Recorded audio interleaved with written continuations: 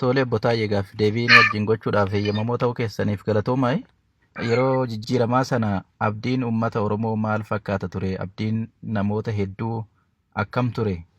Akkamitti madaaltu isin waan yeroo san ture? Achi haa jalqabnu. Gaafa jijjiiramaa suni haalli uummanni keenya keessa ture atis beektu gammachuu guddaadha. Kan namni abdachaa ture gidiraan silaa bara 50 keessa turame hundumtuu inni hiikkataa dimokiraasiin hin dhufaa. Gaafiin uummanni kaasaa ture ka afaaniin wal qabatu, ka diinagdee wal qabatu, dhimmoota jajjaboo gaafa sani lakkaa'amee ka'aa ture sun hin deebi'aa. Uummanni keenya nagaa hin argataa, bilisummaadhaan bahee galaa, hin ijaaramaa, hin hojjetaa, badhaadhinatti bahaa. Poolitikaan keenyas hin qaroomaa. Rasiin duraanuu aadaa keenyaa gadaa qabnaa. Poolitikaadhaaf jennee wal ajjeesuun hin dhaabbataa. Filannoon dimokiraasiin ka dhugaa hin dhalataa. An achitti Oromoo waliin dubbatee dubbii fixata malee sabaaf sablammii wajjinis obbolummaadhaan jiraata malee rakkoon hin jiraatu. Bakka darbee bari rakkoo dhumee ka jedhu abdiin akkasii turee jira. Warri alaa gales jira. Warri keessaa hidhaadhaa bahes jira. Innaa gammachuun tures baay'ee guddaadha. Gaafa san jalqaba irratti dirreen siyaasaatis banameera. Namni akka fedhetti dubbachaa, akka fedhetti socho'aa. Wanni sun turee jira. Hamileen namaa guddaa ture. So abdiin gaafas ture baay'ee guddaadha kaatuu beektu jechuudha. Keessumattuu waggoota 4 darban kana Oromiyaa keessatti dararaan sarbamni mirga namoomaa lammiilee irra gahu heddummaatee jira. Bakka hedduudhaan namooti rakkoo keessa akka galan ni himama. Kanaaf ka'umsi maali jettu? Rakkoo ga'e kanaafoo eenyutu itti gaafatama? Baay'ee dubbii ijoon as jira. Maddi rakkoo kanaa siyaasaan mooraan siyaasaa Oromoo diigamuudha. Gaafa duraa erga tokko qabsoofne gola adda addaa keessa ture. Namni aktiivistummaan hirmaate jira. Kan jaarmadhaan hirmaate jira.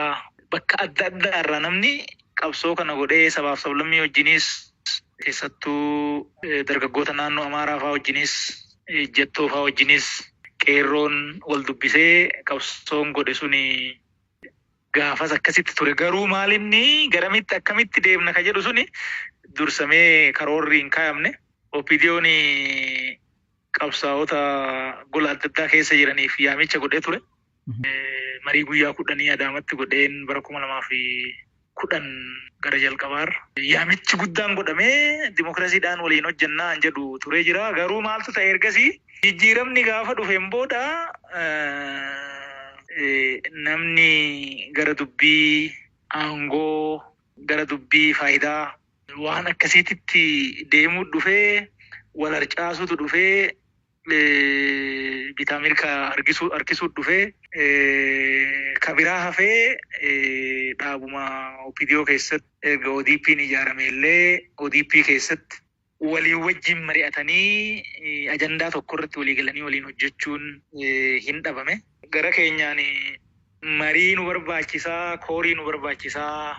Qabsoon kun karaa qabate malee hin fullaanee ganaadhaa bakki deemamu. Keessoo keenyattis mari'achuu qabnaa, rakkoo hiikkachuu qabnaa ka jedhu yeroo baay'ee kaafne. Paartii mormituu uummata keenyarraa ta'anis dhimmoota sabaa, dhimmoota waloo irratti walii wajjin dubbachuun, quba wal qabaachuun hin barbaachisaa. Hayyoota hirmaachisuun hin barbaachisaa.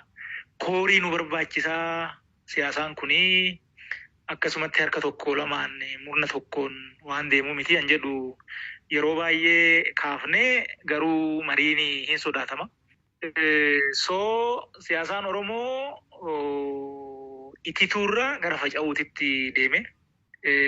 Siyaasaan suni mooraan siyaasaa gaafa inni akkasitti jeeqame. Warri gaafa san qabsoo gochaa tures waliin dubbifne. Warri qabsoo irratti wareegama baase. Sanirraa ka'ee murni qabsoo uummataa kana faayidaa dhuunfatiif oolchuu barbaadu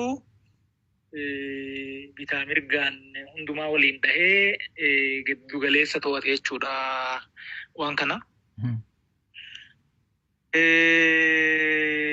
Achirraa ka'ee gaafa duraa akkan duratti siin jedhe qabsoon Oromoo karaa nagaa qabsoo karaa nagaatiin injifateedha. Burjaajii sanirraa ka'ee immoo namni gara gaaraa gara bosonaa deemes ture. Qabsoon Oromoo nagaan injifatee magaala seenee gaaratti deebi'uunis rakkoo guddaa tokko uumee jira. Inni jeequmsa dhalee jeequmsi suni warra gidiraa sabaatiin nagaduu fi akka malee carraa gaarii uume. Akkasitti deemee qabsoon Oromoo duubatti deebi'ee uummanni Oromoo kan silaa waggaa 150 qabsootti wareegame caala immoo erga injifatee booda ganaa deebi'ee